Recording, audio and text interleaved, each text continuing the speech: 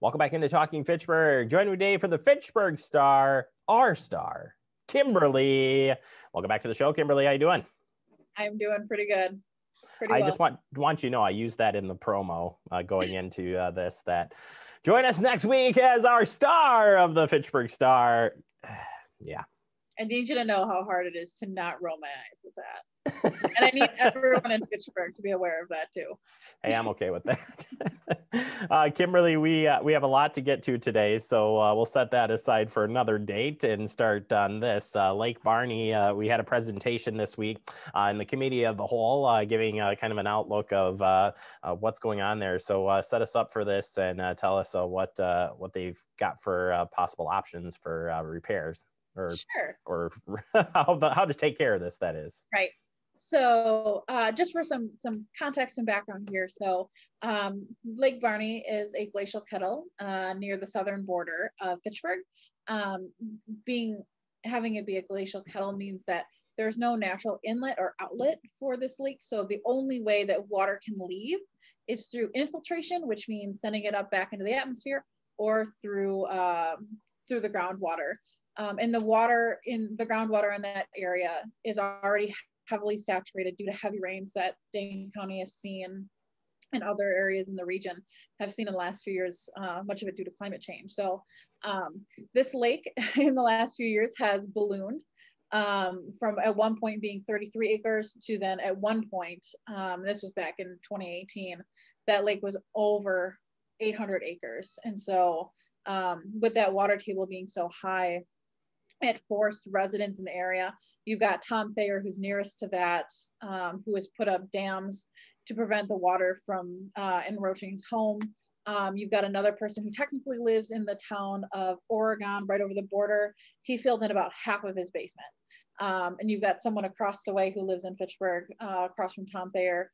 He's taken down, 300-year-old trees because their roots have been drowned. So farmland is unfarmable. There's a lot of issues there. So the city has been working to find a solution and working with other entities such as the Department of Corrections, Federal Fish and Wildlife, the Village of Oregon, the Town of Oregon, to try to figure out how to move this water out of the area and get it moving downstream, but at the same time making sure that it does not disproportionately affect people downstream. So at the Committee of the Whole meeting on the 24th, so Wednesday, they talked about options for lowering the lake. And of course, the more you lower the lake, the more money it costs. So they're going to need to balance the benefit to the water table and to the residents with how much this is going to cost. So they're thinking about lowering the lake to about, I think 945 feet above sea level as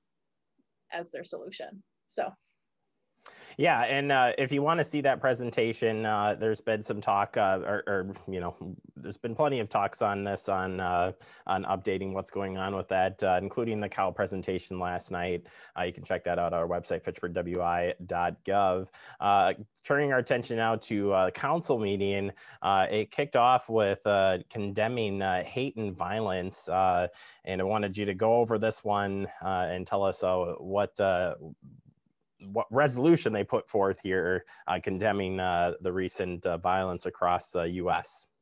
Absolutely. So again, for context, there was a series of shootings in Atlanta on March 16th that killed 8 people. 6 of the victims were identified as Asian and 7 were women. And at least 4 of those were of Korean descent. These shootings took place at spas, with those names being Young's Asian Massage Parlor, Aromatherapy Spa, and Gold Spa.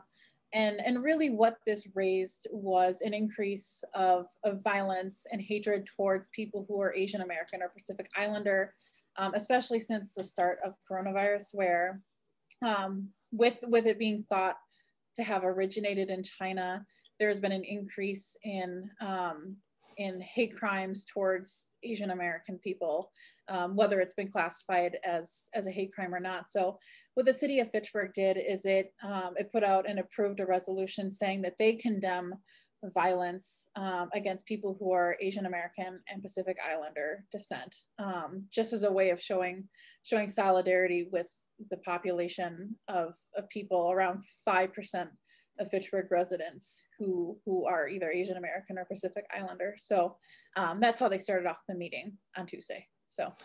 And Kimberly, for the new, because you cover different municipalities and stuff, condemning violence or doing something, taking these steps isn't a common thing. So to kind of put some context in that, from what you've seen, are other municipalities doing similar things, and then in your time as reporting on different municipalities, do you see a lot of condemning violence at this nature? I mean, this is definitely unprecedented at best, but from your view and what you've seen out there, how do we compare to other municipalities in that area?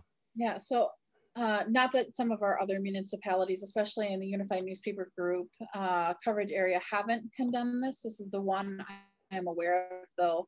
But usually condemning events that have happened across the United States and have really not happened anywhere near our coverage area has not been common. But I feel like it really started with George Floyd last May, where I think a majority of our municipalities, at least the larger ones, took steps to condemn the actions taken by the City of Minneapolis Police. And our City of Verona council, actually, they held off on their resolution mainly because they said, well, we don't want this to be an empty resolution. We want to add teeth to this.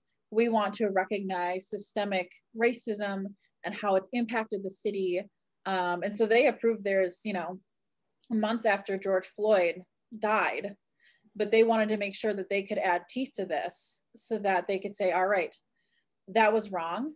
And we want to make sure that we are not contributing to systemic racism in the future. So I would not be surprised if we see this crop up on more city agendas and larger events like this. Mass shootings become something where, a common council or a town board or a village board says, you know what, no, we don't approve of this. We don't want to see this in our city. And we want to send a message to say that this is wrong and that any kind of racism is wrong. So yeah, I'm glad you shared. I think it was an awesome action that they did take, and like you said, there's been so much unfortunate on the mass shootings, and these things, condemning stuff, just doesn't happen on a regular basis. So I think it's important to share that, and glad to hear your take on other municipalities, kind of how they handle these things. It's good information there. Turning our attention to the community park fees and the future hub. We had an update come in from council. Tell us about this one. Yeah, so nothing has been voted on it yet, other than approving it to be sent out to committees in the consent agenda. So the Park Commission and the Finance Committee are going to discuss a resolution that would designate the future hub, which is in the city's capital improvement plan. And they're working on designs for the phase 1. They would designate that as a community park. And why that's important is the city just approved pickleball courts earlier this month for McGaw Park. And one of the sticking points for Alders was they were concerned that because they were approving parkland fees to be used in one community park, well, does that take away from other areas of the city? And so what this would do is it would make the hub considered a community park versus a neighborhood park, and that would open it to be able to have more access to funds. And these funds are paid by developers who do not provide for parkland in their own developments. They're called in lieu of parkland fees. And there's some very specific rules. And I'm sure the finance director is far more an expert than I am. Misty has got this all down. But there are different buckets of money that can be used. And so what they're trying to do is they're trying to make sure that the hub can utilize other funds that it might not be able to if it was not designated as a community park. So we won't see the council vote on this until at least April, because it has to go to both the Park Commission and the Finance Committee. But important to note that the city alders are looking at this, and so are some of the committees. So yeah, this brings up a good process piece too, when we see some of these come in and then be referred. So that happens quite a bit when we're looking at resolutions. They come in and get sent out to be reviewed by all the committees, and we'll be broadcasting all those here on Fact TV. So you'll be able to see how that kind of comes together. Like I said, a lot of things that come in for resolutions. Finally, wanted to wrap up. You just had a few comments on the insurance claims at the end of the meeting for the night, and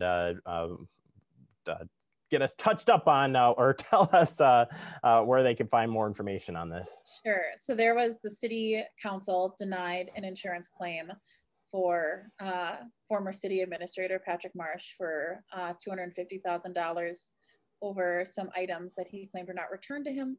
But because this is a city broadcast, I am going to just simply leave it at that.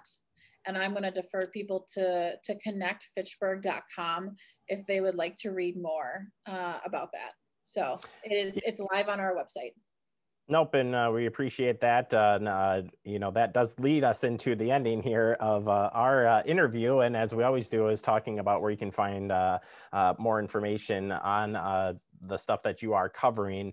And before we do get to that, one of those things that you had covered and still have a few coming up, we still got some forums and plus the past forums. So for folks who are interested in learning about all the different candidates, Kimberly, you've talked to them all. I've talked to many of them. I'm not sure I hit them all. But getting close. Getting close. Tomorrow night at 5 p.m. Or actually tonight, because this is running on Friday. So tonight at 5 p.m., we are working with Oregon Community Access. So my deepest apologies to Fitchburg here. But we love OCA. Go OCA. But we're doing a candidate forum for all 4 candidates for the Oregon School District. So you've got Area 1 and then you've got Area 3. And even though Fitchburg isn't solely in both of those, anyone in Fitchburg can vote on any candidate for any area. So it's important that Fitchburg residents are informed on who their candidates are, because even though they're not living in the area that represents you, you can still vote on them. So we'll be doing that at 5 p.m. today, March 26th. And then we've got other forums that are available through Fact TV, live on demand. We did one with the Verona area school district candidates. And then we've got our district 1 and 2. So all you got to do is search and you'll find them. So it's a good way to stay informed and know where your future representatives stand on things, so you know who you want to vote for when you go to the ballot box, or you fill it out absentee. So no, I'm glad you had the opportunity to do those, and I think great information for residents to learn a bit more about the candidates. But I like local news, so I like that stuff, getting the information out and hearing from people. It's hard, you're like, well, you got the social media and everything, but it's always nice to hear from the candidates directly, and in a forum style too. So I think that's good, and you did a great job with them, and good luck coming up tonight for your next forum. Kimberly, as always, thank you so very much. If people want to learn more and that they haven't signed up yet for your newsletter, where can they do that? We have a newsletter, and you can sign up at connectfitchburg.com. We've got a newsletter that comes out every Thursday, and it will have news stories every Thursday. Just because the Fitchburg Star is a monthly publication does not mean we write once monthly. We are writing all the time, and updating everyone on city news, community news, all that good stuff. So you can go to connectfitchburg.com. It's good. I just read today, so it's a good information out there. So we're glad you're doing that. Kimberly, as always, thank you so much for your time, and we'll look forward to having you back here in a couple of weeks. All right, I look forward to it. All right, Kimberly from the Fitchburg Star. Again, check out the website and get signed up for that newsletter if you haven't already. Take a quick break. More to come. You're watching Talking Fitchburg.